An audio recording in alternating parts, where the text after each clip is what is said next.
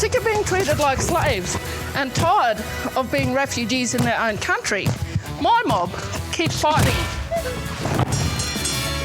You right, bro? But this time, the spears have been laid down and the battle continues from here. Quite amuses me to hear the people saying I don't like the black man, but he's damn glad to live in a black man's country all the same. I am calling the corroboree of all the natives of New South Wales to send a petition to the King in an endeavour to improve our conditions. In the 30s, they began to petition the King. So William Cooper prepares this petition of 2,000 signatures from Indigenous people from all around the country, Northern Territory, South Australia. In those days, of course, there's no internet. So this amazing petition gets sent around with 2,000 signatures, incredible for its time. And William Cooper asks for representation in Parliament, acknowledgement as First People. And he asks that the King basically take responsibility for this government in Australia. He's saying, take responsibility for your government that you've established and do something for our people. I was very impressed from a modern day era was the 1938 Day of Mourning with Ferguson Patton and Marjorie Tucker and Pearl Gibbs. The Day of Mourning is an important moment in our history. It's recognised as the first national Aboriginal political movement.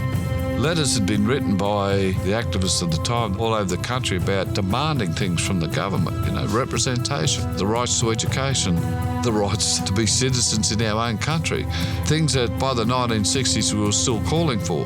These people were way before their time. I'm looking at the time, this is 1938. Whether people want to believe it or not, we're still having massacres happening in this country. They say they stopped in the 1920s. Rubbish. So here we go in 1938. These people, anything could have happened to them. They were brave enough to stand up. The government of that time never sent the petition to the King, which makes me wonder what they were trying to hide from the big boss. A lot of Australians talk about, oh yes, we want to give the Aborigine a fair go, then it's full stop and it's usually forgotten. The only good ones are dead ones. And run a lot of them clean out of swimming pool. What, all the Aborigines? Every one of them. No, hunt them out. What are they going to do? Would you be prepared to fight for this land? Oh, yes. You have to do the same thing when you've done it before I was born. The referendum is on Saturday, and it's important that we should have the maximum vote because the eyes of the world are on Australia. This is the only hope Aboriginal